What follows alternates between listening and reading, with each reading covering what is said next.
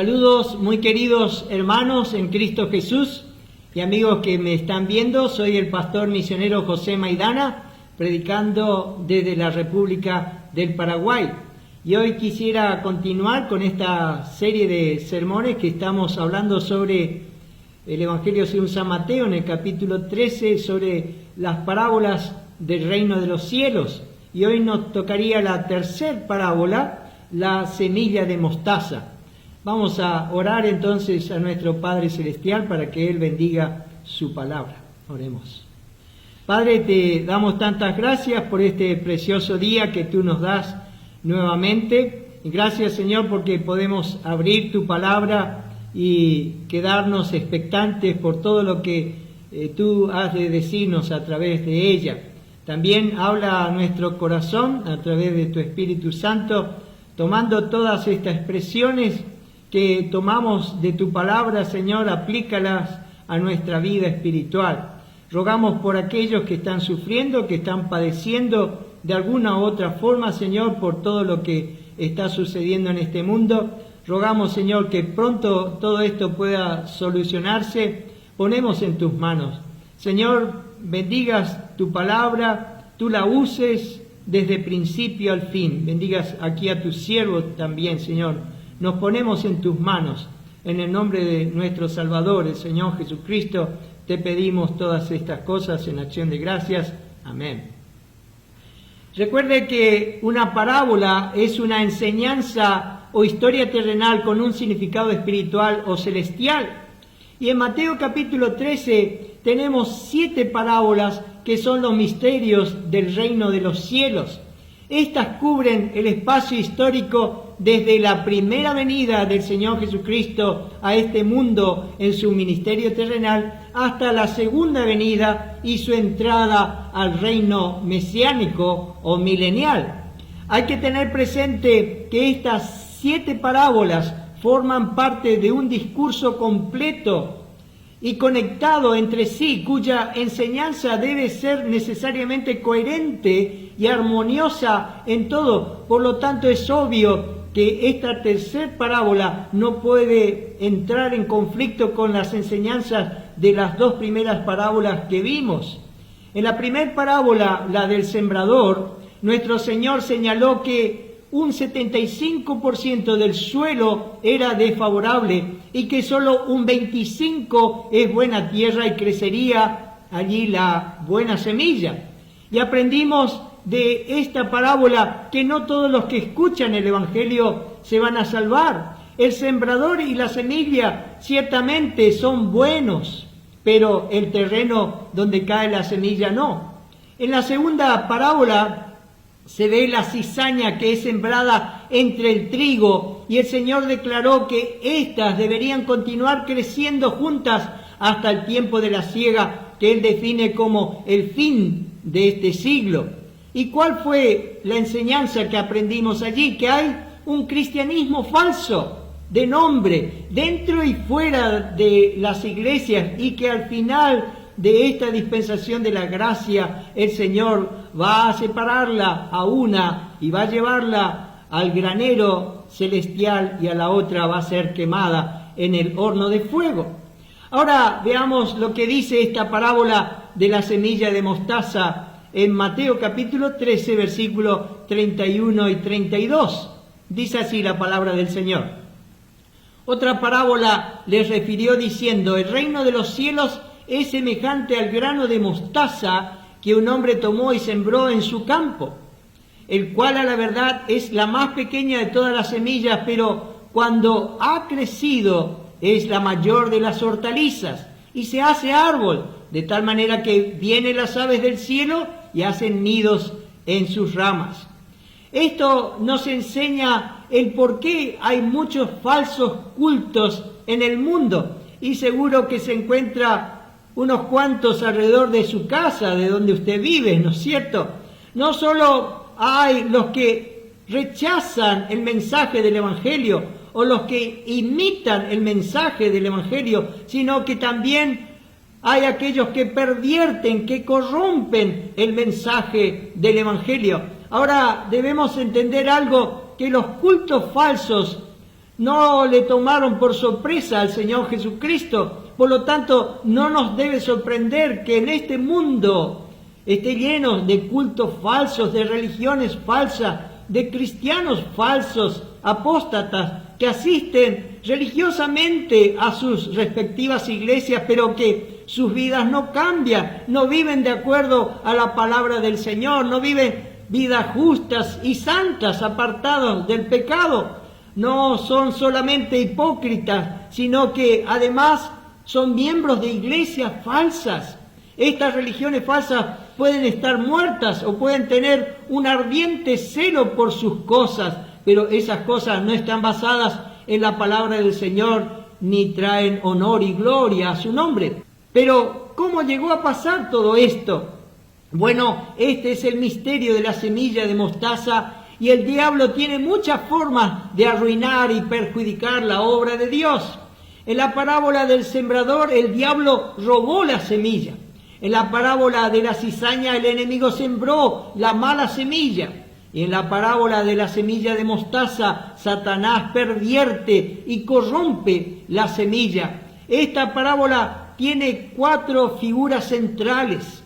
Primero vamos a ver el sembrador, segundo el grano de mostaza, tercero el gran árbol y cuarto las aves del cielo que llegaron y se alojaron en sus ramas. Y vamos a ver qué representa cada una de ellas.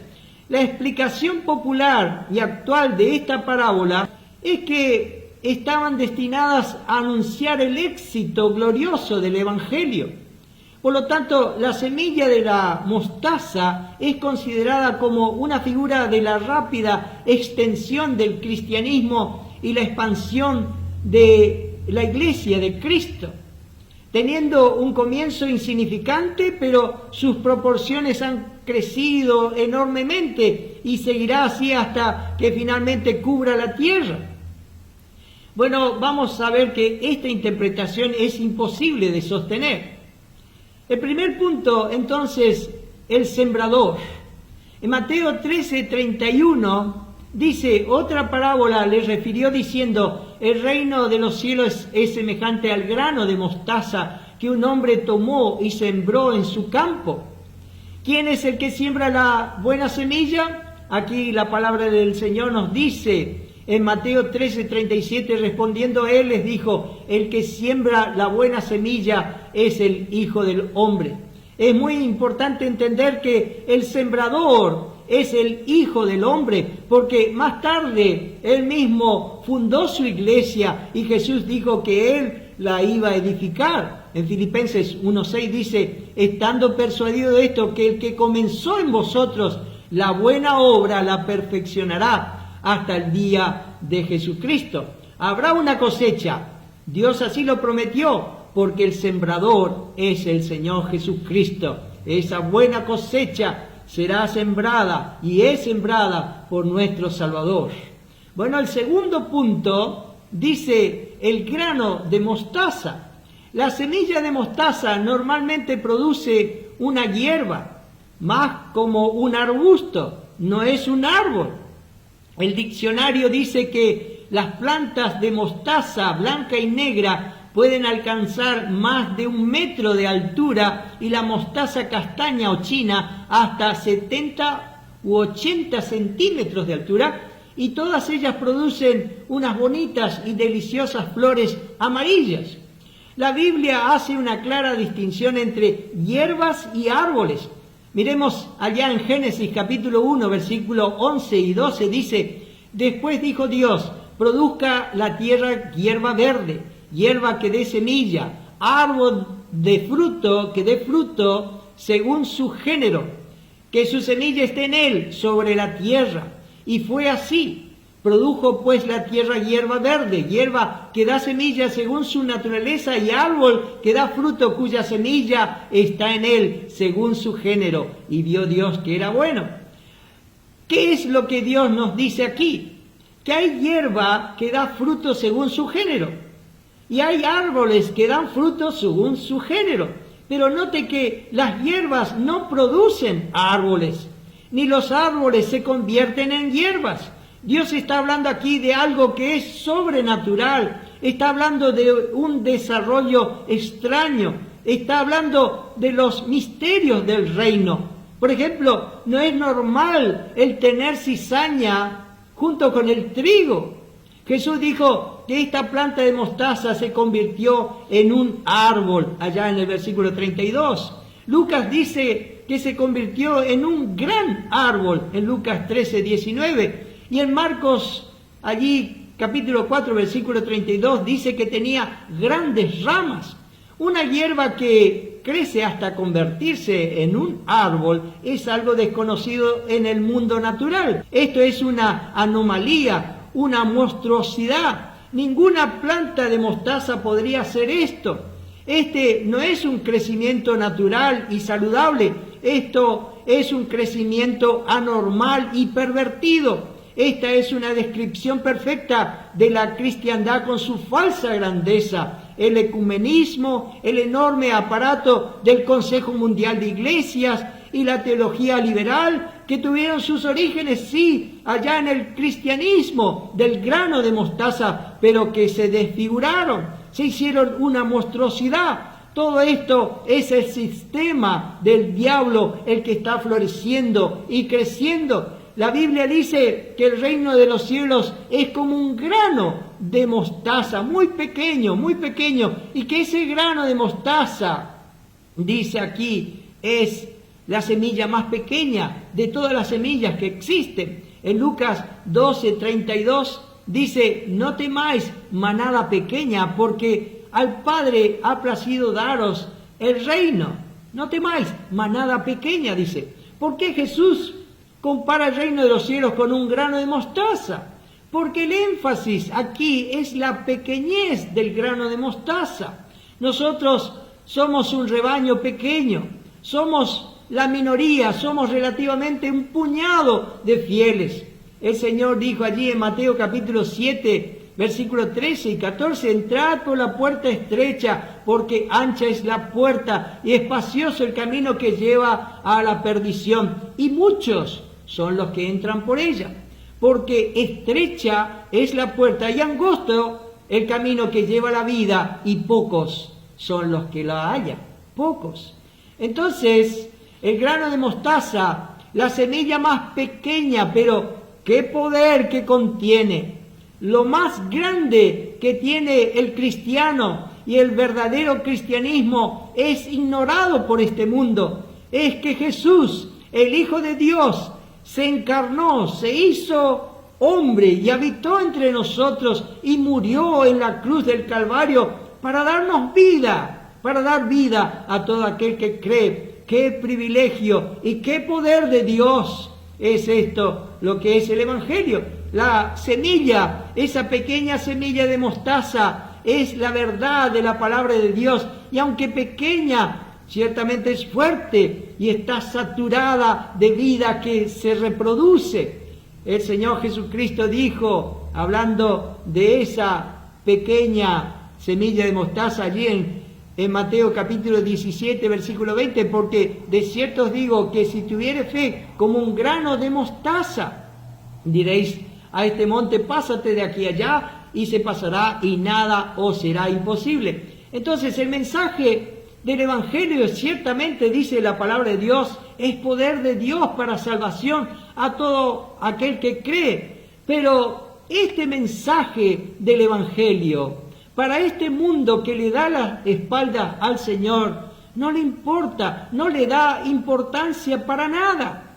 El cristianismo tuvo comienzos muy pequeños. Solo 120 discípulos dice que se reunieron allí en el día de Pentecostés, pero luego el número de creyentes se multiplicó enormemente. Durante los primeros 3 siglos, los creyentes enfrentaron una feroz persecución por parte de los emperadores romanos, pero a pesar de eso la iglesia continuó y continuó creciendo y creciendo, y el cristianismo se extendió. La historia de la cristiandad confirma que al principio los que llevaban el nombre de Cristo no eran más que un despreciado puñado. A juzgar por los estándares mundanos, el cristianismo no era tan importante ni digno de seria consideración. Sin embargo, aunque en un primer momento la causa de Cristo en la tierra era tan poco influyente e insignificante, fue objeto de intenso odio de parte de Satanás, del enemigo de nuestro Señor y nuestro. Contra el cristianismo descargó toda su fuerza, con toda su maldad diabólica, para exterminarlo, para sacarlo de este mundo. Incitó a aquellos hombres con autoridad y los indujo a los emperadores a emitir edictos crueles. Sus propiedades, las propiedades de los cristianos, fueron confiscadas. Los cristianos fueron capturados, perseguidos, encarcelados, multados, torturados y asesinados. Sin piedad y sin cesar, el diablo buscó borrar el nombre del Señor Jesucristo sobre la tierra, pero no pudo. Pero cuanto más persiguió, allí más floreció el cristianismo. Como dijo cierto cristiano en la antigüedad, la sangre de los mártires fue la semilla de la iglesia. Pero en la época del emperador Constantino, a principios del siglo IV después de Cristo, las cosas empezaron a cambiar. La iglesia se casó con el mundo, se unió con el mundo. Cuando Satanás descubrió que no podía destruir el cristianismo, intentó otra estrategia mucho más exitosa. Si no puedes vencerlo, dicen los refranes, ¿no es cierto?, únete. Constantino declaró que el cristianismo era la religión oficial y cesó la persecución. Miles y miles de personas inconversas ingresaron a la iglesia, se bautizaron, aunque sus corazones no habían sido regenerados por la gracia de Dios. Allí los ídolos paganos, sus estatuas, recibieron los nombres de santas y de santos y fueron adorados. El cristianismo falso comenzó a convertirse allí en un sistema religioso tan grande, rico y con mucha pompa, que abrazó allí muchas doctrinas falsas y engañosas y se convirtió realmente en un monstruo. La persecución cesó y las verdades allí distintivas del cristianismo fueron abandonadas. El evangelio fue allí mezclado, adulterado, tergiversado. Entonces, el grano de mostaza representa aquí el cristianismo verdadero. En Mateo 13:32 leímos, el cual a la verdad es la más pequeña de todas las semillas. El grano de mostaza germinó y luego creció y se transformó en un arbusto, no en un gigantesco árbol. El arbusto representa la genuina iglesia de Jesús, que se reproduce allí vez tras vez, pero no echa raíces profundas para arraigarse en este mundo, porque este mundo no es nuestro hogar. Aquí no somos más que extranjeros y peregrinos. Estamos de pasada rumbo a nuestra esperanza eterna, a nuestra gloria eterna, a nuestro hogar celestial. El cristianismo sigue siendo un pequeño arbusto con hojas, con flores hermosas y semillas llenas de vida. Y eso representa lo que debe ser el Evangelio. No es conocido por su grandeza, por su riqueza, por su pompa, más bien es conocido por su humildad. En 1 Corintios capítulo 1, versículo 27 al 29 dice, sino que lo necio del mundo escogió Dios para avergonzar a los sabios, y lo débil del mundo escogió Dios para avergonzar a los fuertes, y lo vil del mundo y lo menospreciado escogió Dios, y lo que no es, para deshacer lo que es, a fin de que nadie se jacte en su presencia. Miremos el tercer punto, el gran árbol. El árbol simboliza el cristianismo desfigurado, que no tiene nada que ver con Cristo. Lo que Cristo describe aquí es una monstruosidad. Las propias palabras de nuestro Señor nos define esto. El Señor nos dice que cuando esta semilla de mostaza crece, Dice allí, es la mayor de las hortalizas y se hace árbol. Un comentarista bíblico dijo, las hortalizas son una especie totalmente diferente de los árboles. Lo que las distingue es que sus tallos nunca desarrollan tejidos leñosos, sino que viven solo el tiempo suficiente para el desarrollo de flores y semillas. Pero esta hortaliza se convirtió en un árbol, es decir, se convirtió en algo completamente ajeno a su naturaleza y constitución. Hasta aquí el comentario. El significado del campo a través de Mateo capítulo 13 es el mundo. Y nos preguntamos entonces, ¿es el mundo un lugar propicio para el crecimiento de este reino de Cristo? Como el Señor Jesucristo mismo dijo allí en Juan 18:36, mi reino no es de este mundo. Es este mundo donde el diablo y los hijos del malo se unen para oponerse a todo lo que concierne al Señor Jesucristo y sus intereses. ¿Es un suelo apto para el crecimiento del cristianismo? No, y 1000 veces no. Este mundo es un enemigo de Dios. Y esto es justo lo que muestra aquí esta parábola, que la hortaliza se convierte en un árbol. La interpretación común, pero falsa, de esta parábola es que ese árbol de mostaza simboliza el crecimiento exitoso de la verdadera iglesia, desde su pequeño comienzo en el primer siglo hasta el final de esta dispensación de la gracia. Se supone que muestra la asombrosa propagación del verdadero cristianismo y el asombroso éxito del evangelio en este mundo, y que la iglesia va a ir creciendo y creciendo y que algún día va a inundar el mundo entero. Sin embargo, tal interpretación tiene grandes problemas. Es contrario al mensaje de las dos primeras parábolas, donde vimos que el mundo no acepta en su gran mayoría el mensaje del evangelio, sino que de cada 4, uno solo es salvo. Y en la parábola de la cizaña, aún dentro de los que dicen ser creyentes, son falsos. También es contrario a la historia de la iglesia, que no muestra un enorme crecimiento del cristianismo verdadero.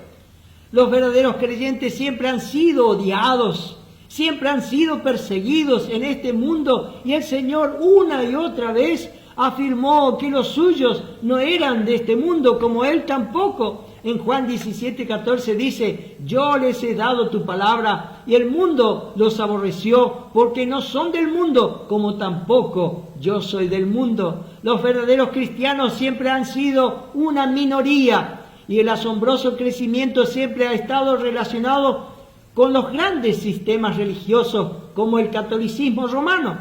Y ese tipo de crecimiento no es algo de lo que nos enorgullece y no tiene nada que ver con el cristianismo verdadero. Ciertamente, hoy el mundo no está dominado por el cristianismo verdadero. E incluso entre aquellos que dicen ser cristianos, hay muchos que nunca han nacido de nuevo. Son cristianos, como muchas veces hemos dicho, de nombres falsos. En Mateo 13:32 dice, y se hace árbol, y de tal manera que vienen las aves del cielo y se hacen nidos en sus ramas. En el mundo natural, los arbustos no se convierten en árboles gigantescos. Aquí se habla de un árbol gigantesco, sobrenatural, de un desarrollo extraño. Y fíjese cómo allá en Daniel capítulo 4, el profeta le está diciendo a Nabucodonosor, el rey de Babilonia, cómo era su reino. No olvide que Babilonia es la raíz de toda religión falsa. Comenzó allí con Nimrod, cuyo nombre significa rebelde, y con la torre de Babel. Desde ese tiempo Babilonia ha sido el semillero de toda religión falsa y apóstata hasta nuestros días. Nabucodonosor había tenido un sueño, y en relación a ese sueño, allí le responde el profeta Daniel. Allí en Daniel capítulo 4, versículo 20 al 22 dice, el árbol que viste, que crecía y se hacía fuerte, y cuya copa llegaba hasta el cielo, y que se veía desde todos los confines de la tierra, cuyo follaje era hermoso, y su fruto abundante, y en que había alimento para todos, debajo del cual moraban las bestias del campo, y en cuyas ramas anidaban las aves del cielo. Tú mismo eres, oh Rey, que creciste y te hiciste fuerte, pues creció tu grandeza y ha llegado hasta el cielo, y tu dominio hasta los confines de la tierra. Nabucodonosor, el rey de Babilonia, es una tipología del anticristo, y el gigantesco árbol representa la forma final de la iglesia de Satanás, apóstata de los últimos días, el resurgimiento de los cultos falsos y la multiplicación de iglesias totalmente liberales que niegan la Biblia como la palabra de Dios, están representadas también aquí en este árbol gigantesco. Una vez más, un árbol con sus ramas altísimas habla de prominencia, de exaltación, de altivez, pero la humildad y el sufrimiento son la porción actual de los santos del Nuevo Testamento. Cuando cualquier iglesia de Cristo sube allí la escalera de la fama o del orgullo, de la soberbia, más se hunde espiritualmente. Lo que está representado por este árbol no es un pueblo de peregrinos y de extranjeros aquí abajo, sino un sistema cuyas raíces se encuentran profundamente allí arraigadas en este mundo y apunta a la grandeza y a la expansión de este mundo perdido. Miremos el cuarto punto, las aves. Si la escritura es comparada con la misma escritura, se encontrará que estas aves simbolizan a Satanás y sus agentes. No debemos desviar nuestro pensamiento con el hecho de que la paloma y en algunos pasajes el águila representan lo que es bueno. Si somos consistentes, entonces las aves deberían ser agentes del mal, como lo fueron en la primer parábola, la del sembrador. En Mateo 13:19, el Señor explica allí aquellas aves que quitaron la semilla junto al camino. Dice en el versículo 19, cuando alguno oye la palabra del reino y no la entiende, viene el malo y arrebata lo que fue sembrado en su corazón. Las aves que se comieron las semillas son aves tenebrosas, que representan al diablo y que se refugian en el follaje de la iglesia falsa, apóstata. Miremos Apocalipsis capítulo 18, versículo 2. Y clamó con voz potente diciendo, ha caído la gran Babilonia, y se ha hecho habitación de demonios, y guarida de todo espíritu inmundo, y albergue de toda ave inmunda y aborrecible. Recuerde que Babilonia representa toda religión falsa. Dios está diciendo que Nabucodonosor y Babilonia, representados por ese enorme árbol, alberga aves inmundas y aborrecibles. Satanás no está en contra de la religión. Es más, él usa la religión para alcanzar sus propósitos malvados. En los días del emperador Constantino, como dijimos, la así llamada Iglesia y el Estado se unieron y se convirtieron en un vasto sistema político religioso. Se abandonó el humilde aposento alto y se codició allí la honra y la riqueza de las cortes de los reyes. Bajo esas circunstancias, entonces se cambió ese pseudo o supuesto cristianismo, pronto se hizo grande en la tierra. Se cambiaron las cuevas y las catacumbas, que fueron los lugares de culto, y dieron lugar allí a las costosas y enormes catedrales ornamentales. El ritual era celebrado con la pompa correspondiente, sus magníficas vestimentas, sus ceremonias, hasta ahora llenas de misticismos, allí imponente, sus sacerdocios pomposos.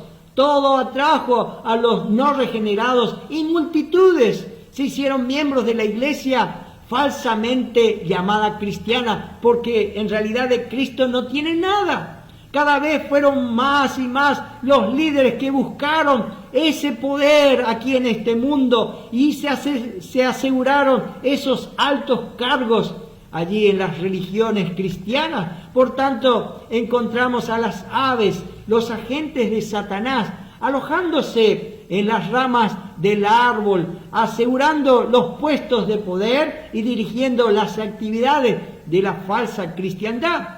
Así podemos discernir en las primeras 3 parábolas de Mateo capítulo 13 un sorprendente y triste desarrollo del mal, de la maldad.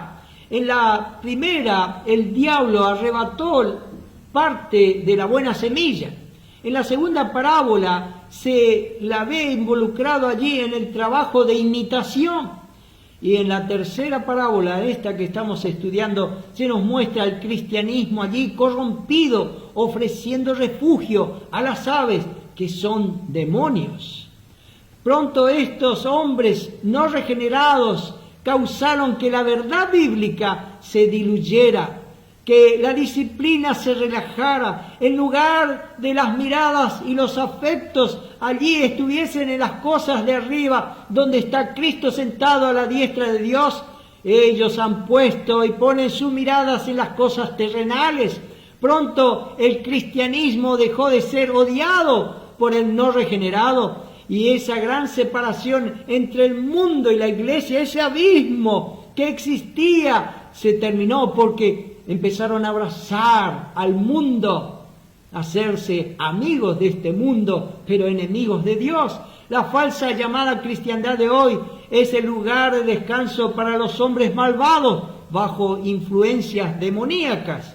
Fíjense lo que dice el apóstol Pablo en cuanto a los postreros tiempos, lo que va a pasar, y creo que estamos viviendo en esos postreros tiempos. En 1 Timoteo capítulo 4, versículo 1 al 3.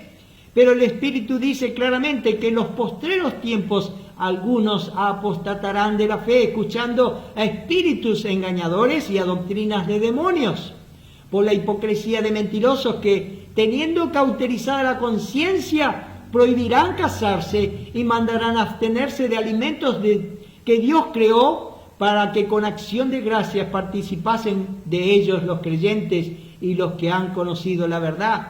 Estos son engañadores, estos son hipócritas, estos son mentirosos, que enseñan, dice la palabra de Dios aquí, doctrinas de demonios, que no les importan las almas de cada persona, de cada ser humano, porque tienen su conciencia cauterizada. Son hipócritas que allí dicen a los hombres que ellos no se casan porque son santos. Dicen a los hombres que se privan de ciertos alimentos porque les promueve a pecar. Hipócritas, mentirosos. La falsa iglesia se volvió el alojamiento de estos demonios, de los enemigos de Dios. El árbol gigantesco representa el absurdo crecimiento del cristianismo falso, con aves diabólicas entre sus ramas, en donde encontramos a los hombres religiosos que se acomodan al poder de turno, a los líderes liberales que apoyan el pecado en toda su forma. Encontramos a aquellos que rinden culto a los hombres, a las personalidades, pasando por sobre Dios. Todos estos abundan en todas partes aquí de este mundo, religiosos y religiones falsas, empujados y patrocinados por el diablo.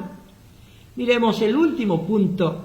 ¿Cómo podemos distinguir una iglesia verdadera de una iglesia falsa? Un verdadero creyente, que es parte de la verdadera iglesia, cree en 4 cosas. Y primero, cree en Cristo como el único camino de salvación. El verdadero creyente cree en Cristo solamente, no cree en María, ni cree en el Papa, ni en los sacerdotes humanos, ni en los santos, sino solo en Cristo como su único camino de salvación. En Juan capítulo 14, versículo 6 dice, Jesús le dijo, yo soy el camino y la verdad y la vida, nadie viene al Padre sino por mí. En Hechos capítulo 4, versículo 12 dice, y en ningún otro hay salvación, porque no hay otro nombre bajo el cielo dado a los hombres en que podamos ser salvos. Cree que Jesucristo es el Mesías, el Cristo, el Hijo de Dios, igual y eterno con Dios Todopoderoso. Cree en la deidad de Cristo, en su nacimiento virginal. Él honra al Hijo, así como honra al Padre. En Juan 5:23 dice, el que no honra al Hijo, no honra al Padre que le envió.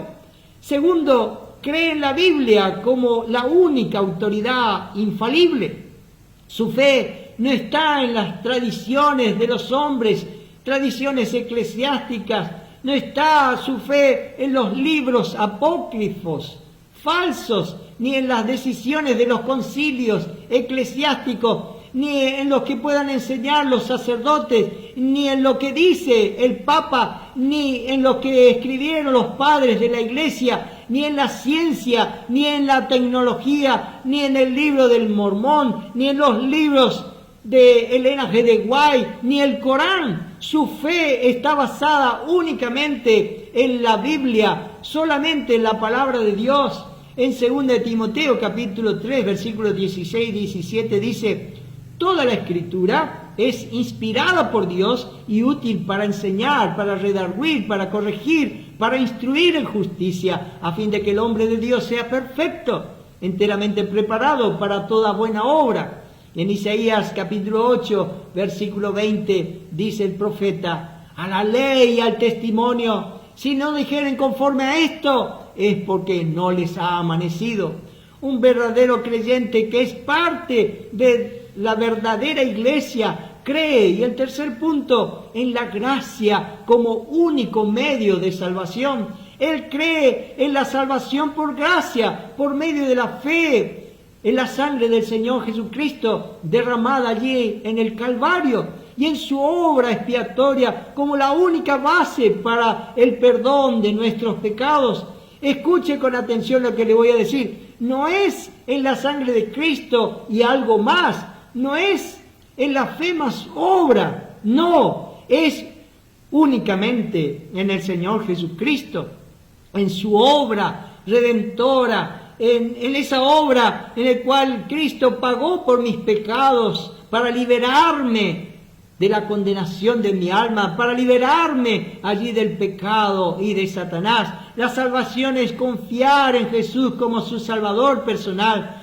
¿Depende usted de sus logros, de sus propios esfuerzos para salvarse, o está confiando únicamente y exclusivamente en la gracia de Dios? La salvación no es por los sacramentos, ni por el bautismo, ni por formalidades, ni ritualismo, ni por las confesiones que usted haga, ni por indulgencias, ni por oraciones, ni por la misa, ni por el novenario, ni por el dinero que usted pueda dar a los pobres o a la iglesia, sino solo por la gracia, solo por esa gracia de Dios que es la obra de Cristo en la cruz. En Efesios capítulo 2, versículos 8 y 9, dice, porque por gracia sois salvos por medio de la fe. Y esto no de vosotros, pues es don de Dios, no por obras, para que nadie se gloríe. Y el último, él cree solo en la fe. La salvación no es por las buenas obras del hombre, no por los esfuerzos del hombre por guardar la ley, no por los débiles intentos del hombre de vivir una vida justa, porque no la puede vivir, no por las actuaciones religiosas del hombre, por ciertas caminatas que puede hacer hasta ciertas iglesias que quedan a distancia. No, es solamente por la fe en el Señor Jesucristo. En Gálatas 2:16 dice, sabiendo que el hombre no es justificado por las obras de la ley, sino por la fe de Jesucristo, nosotros también hemos creído en Jesucristo para ser justificados por la fe de Cristo y no por las obras de la ley, por cuanto por las obras de la ley nadie será justificado. ¿Cómo creció la iglesia primitiva hasta convertirse en algo muy diferente de lo que Dios pretendía que fuera? ¿Cómo fue que se apartó gradualmente la iglesia de las enseñanzas de la palabra de Dios? Bueno, primero, para poder terminar este mensaje, una palabra de advertencia. No se deje arrastrar, mi querido hermano, por algún culto falso, que es muy fácil ser arrastrado, ni se deje influenciar por un cristianismo que se aparta de la palabra de Dios, apóstata, engañador. Es increíble que algunas personas que antes fueron parte de las iglesias bíblicas, cristocéntricas, se han dejado arrastrar por un cristianismo falsificado, por no estar espiritualmente alertas. No entendieron la advertencia del Señor Jesucristo acerca de los falsos apóstoles y profetas y de los lobos disfrazados de ovejas. El apóstol Pablo dijo allí en Hechos capítulo 20, versículo 28 al 31, por tanto, mirad por vosotros y por todo el rebaño en el que el Espíritu Santo os ha puesto por obispos para apacentar la iglesia del Señor, la cual Él ganó por su propia sangre.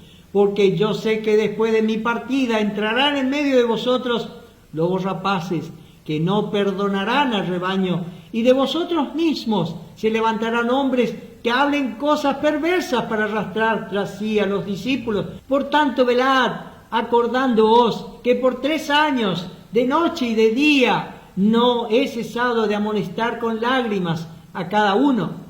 Y el segundo, una palabra de consuelo.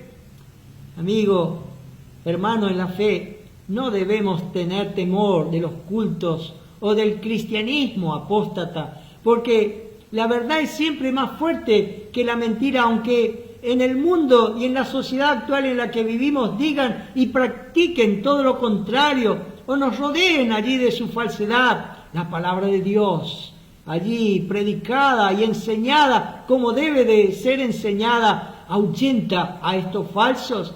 En 1 de Juan capítulo 4, versículo 4 dice, hijitos, vosotros sois de Dios y los habéis vencido, porque mayor es el que está en vosotros que el que está en el mundo. No temamos de los que están en el error, pero sí debemos temblar ante nuestros fracasos de no predicar el glorioso mensaje del Evangelio del Señor Jesucristo, de ese celo vivo que tiene que estar siempre en nuestras vidas para predicar a tiempo y fuera de tiempo el mensaje de salvación a este mundo perdido. Mi querido amigo y amiga, antes de terminar, me gustaría preguntarle si usted es salvo o salva. Mire bien que no le estoy preguntando si usted practica alguna religión o que usted es una persona religiosa. Recuerde de todo lo que vimos en este sermón que el diablo también es muy religioso. Y si usted estuviera frente al Señor hoy mismo y el Señor le preguntara, ¿por qué debo dejarte entrar en mi cielo, en la eternidad junto a mí? ¿Cuál sería su respuesta? Y muchos de ustedes no tienen ni la menor idea de cómo responderían, y eso es verdaderamente triste. ¿Por qué no soluciona en este día y usted puede estar totalmente seguro, segura de su salvación eterna y decirle al Señor Jesucristo, Señor, yo creo que tú moriste por mí en la cruz del Calvario, que tú moriste y fuiste sepultado y al tercer día resucitaste? Ore pidiéndole al Señor allí que se arrepiente de todos sus pecados y que cree en el Hijo de Dios como su Salvador personal. Pídale perdón, pídale su salvación, que le limpie su ser interior. Dígale, Señor Jesucristo, tú pagaste por mí en la cruz ese enorme precio por todas mis culpas. Y en este momento, Señor, abro mi corazón para que tú vengas a mi vida. Oh, que pueda hacer esta oración en este día. No lo deje para después, no sea que el diablo arrebate esa semilla que ha sido sembrada en su corazón y después se olvide de ella. En este día, pídale perdón y crea en el Señor Jesucristo como su Salvador personal. Vamos a orar. Padre, te damos gracias por esta enseñanza que tú nos has dado en este día. Señor, manténnos alertas por toda esta advertencia. Somos débiles, Señor, no hay fuerza en nosotros, pero tenemos tu palabra preciosa inerrante, inequívoca. Señor, podamos aferrarnos a esta fe, a esta salvación tan grande, a nuestro Salvador. Podamos predicar este santo evangelio. Señor, te damos gracias por todo lo que tú nos has dicho. Acompáñanos en este día, en los méritos del Señor Jesucristo.